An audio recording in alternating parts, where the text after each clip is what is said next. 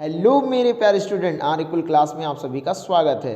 तो जैसा कि हम लोग पढ़ रहे थे टेक्नोमेट्री, और टेक्नोमेट्री को हम लोगों ने फिनिश कर लिया था बहुत अच्छे तरीके से। अगर आपने वो वीडियो ना देखी हो तो आप पहले जाके उसे देख लीजिए, ताकि आपके जो कॉन्सेप्ट्स हैं वो एकदम क्लियर हो जाएं। फिर उसके बाद हम लोग जो नेक्स्ट चैप्टर है इसका टेक्नोमेट्री का सम एप्लीकेशंस ऑफ टेक्नोमेट्री, मतलब त्रिकोणमिति के अनुप्रयोग को हम लोग देखेंगे। ठीक है, इस चैप्टर में बेसिकली है क्या, तो इस चैप्टर में जो है ये एंगल ऑफ एलिवेशन एंड क्या है, डिप्रेशन है। ठीक है, तो क्या कहते हैं, एलिवेशन का मतलब होता है उन्नयन कोण। उन्नयन कोण का मतलब आप जान गए होंगे कि जो भी चीज़ हम लोग ऊपर की तरफ देखें, जैसे मैं नीचे खड़ा हूँ, मैं किसी बिल्डिंग के टॉप को देख रहा हूँ, ठीक है, या मैं नीचे खड़ा हूँ किसी फ्लैग को देख रहा हूँ, या मैं नीचे खड़ा हूँ किसी, मैं ऊपर क्या कहते हैं एरोप्लेन को देख रहा हूँ। तो इस तरीके के जो एंगल हमारी आई, मतलब अर्थ से रिलेट करके हमारी आईज से होते हुए जो वहाँ तक के बनते हैं उनको बोलते हैं एंगल ऑफ, ठीक है, एंगल ऑफ एलिवेशन। ठीक है, यहाँ थोड़ा सा ये गलत लिख दिया मैंने, यहाँ पे लिखना है एंगल ऑफ एलिवेशन। ठीक है, एलिवेशन। ठीक है, उसी तरह फिर उसके बाद आता है अवनमन कोण।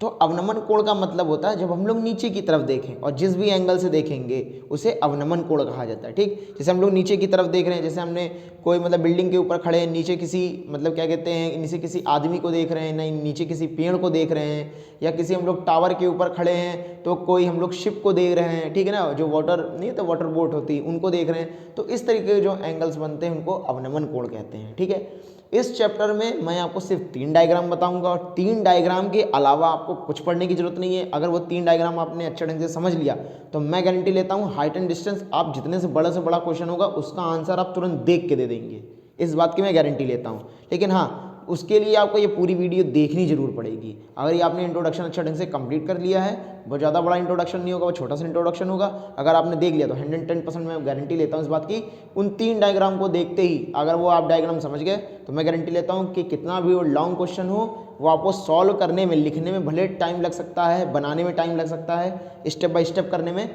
लेकिन उसका आंसर आप सिर्फ देख के आंसर निकाल सकते हैं। देखेंगे आंसर, देखेंगे आंसर, इस बात की गारंटी देता हूँ। इस तरीके के क्वेश्चंस को जब आप ओलंपियाड्स देंगे हाई स्कूल लेवल के, तो आपको इस तरीके के क्वेश्चंस देखने को मिलता है। तो वहाँ हम लोग के पास टाइम बहुत कम रहता है। ठीक है, अब टाइम कम रहता है, बजर राउंड्स होते हैं, तो उसमें हम लोग को सिर्फ देखते ही आंसर तुरंत गेस करना रहता है। ठीक है, तो वो सब तरीके में मैं आपको समझाऊंगा। अभी हम लोग सिर्फ 3 डायग्राम को देखते हैं। तो पहला जो डायग्राम है, देखिए पहले हम लोग 3 ट्रायंगल बना लेते हैं, राइट एंगल ट्रायंगल, क्योंकि हमें पता है कि ट्रिग्नोमेट्री में राइट एंगल ट्रायंगल का बहुत बड़ा रोल है। ठीक है, तो हमने 3 ट्रायंगल बना लिया। एक ट्रायंगल ये हमारे पास बना है राइट एंगल, दूसरा जो ट्रायंगल है वो हमारे पास ये रहा, ठीक है, और एक तीसरा ट्रायंगल मैं बना रहा हूँ ये।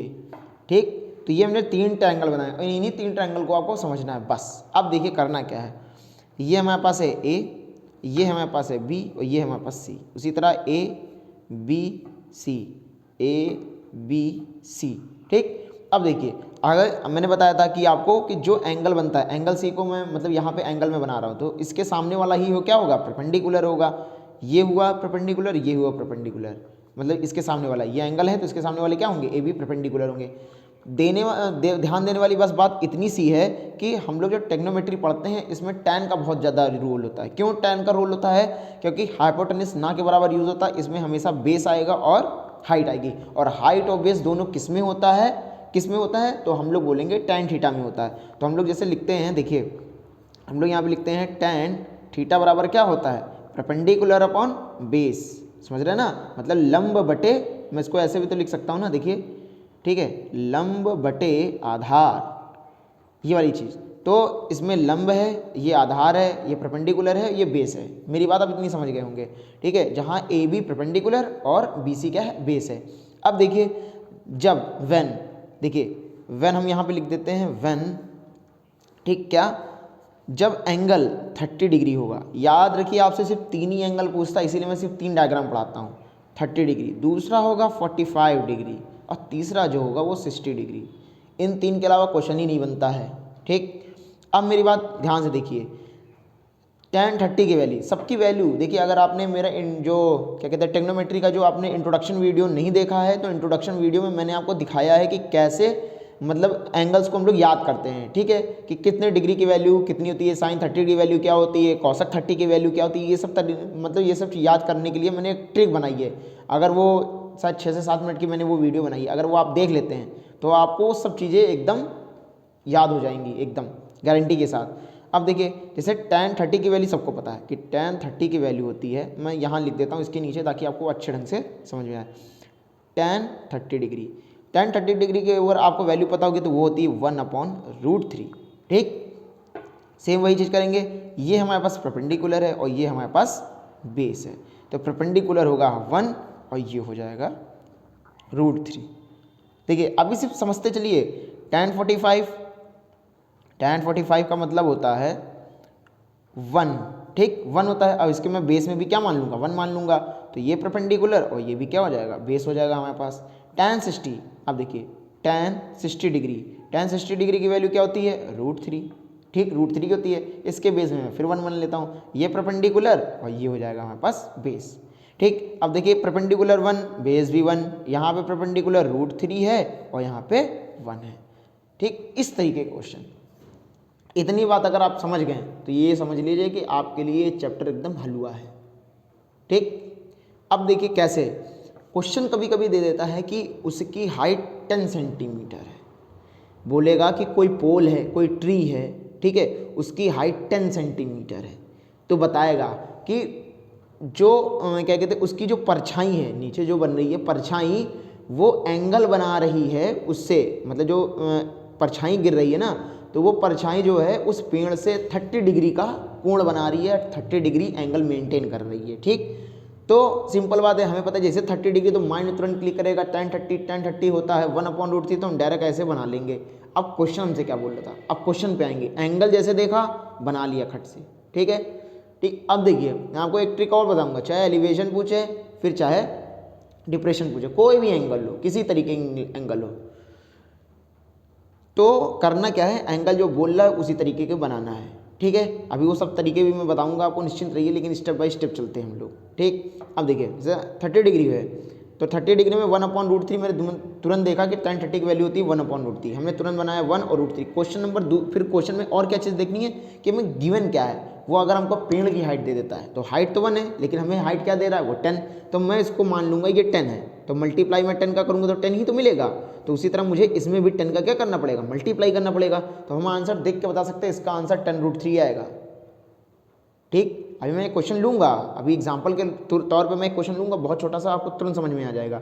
ठीक है, दूसरा वाला, अगर बोले कि एक ऐसा पेड़ जिसकी हाइट मान के चलिए 20 मीटर है और उसकी जो शेडो है वो उस पेड़ से कितना एंगल बना रही है, 45 डिग्री। आपको आंख बंद करना और तुरंत आंसर क्लिक कर देना है कि उसकी जो क्या कहते हैं शेडो की हाइट मतलब शेडो की जो लेंथ रहेगी उतनी रहेगी जितनी उसकी पेड़ की है, 20 मीटर। ठीक, अब देखिए, अब बोल दे कि एक पेड़ है, ठीक है, जिसकी परछाई जो है उस पेड़ से 60 डिग्री बना रही है, लेकिन उस परछाई की हाइट जो है वो 20 है, तो उस पेड़ की लंबाई बताओ या पेड़ की ऊंचाई बताओ, तो हम लोग तुरंत बोलेंगे 20√3, क्योंकि ये तो 20 है, 1 में 20 का मल्टीप्लाई करेंगे 20 आ जाएगा, हमें बेस में तो 20 ही बनाना है, तो 20 का अब फिर उसको तुरंत करेंगे तो ये कितना आ जाएगा, यहाँ 20 का मल्टीप्लाई करेंगे तो 20√2 आ जाएगा, 20√3 आ जाएगा। ठीक है, बस एक क्वेश्चन लेते हैं छोटा सा, उसको हम लोग समझ लेते हैं, तुरंत आंसर इसका आ जाएगा। देखिए एग्जाम्पल के तौर पे मैंने एक प्रीवियस ईयर का ही क्वेश्चन लिया है। ठीक है, 2022 में ये आया हुआ क्वेश्चन है, 1 नंबर में। देखिए क्या है, the shadow of any tree is √30 times of its height, find the angle of elevation of the sun. बोल रहा है यदि किसी पेड़ की जो छाया है उसकी ऊंचाई की, मतलब उसकी हाइट्स की क्या है, √3 टाइम्स है, कौन, उसकी शेडो। ठीक है, तो बोला है 3 गुना है, √3 गुना है, तो उन्नयन कोण, मतलब आपको एंगल ऑफ एलिवेशन आपको बताना है। जैसा जैसा डायग्राम बोल रहा है वैसा वैसा हम लोग बनाएंगे। देखिए पहले तो हमने एक राइट एंगल ट्रायंगल जो है ऐसे फॉर्म कर लिया है, ठीक, ऐसे फॉर्म कर लिया है। अब जो है ये एंगल है, ये एंगल मैं मान के चलता हूँ कुछ भी हो, थीटा हो, हमें नहीं पता, थीटा है। फिर क्या बोल रहा है कि उसकी जो ऊंचाई जो है उसकी ऊंचाई की 3 गुना है। अगर ये मान के चलिए उसकी हाइट जो है वो h है, तो जो छाया बन रही होगी वो कितनी बनेगी, √3h, √3h तो बन होगी।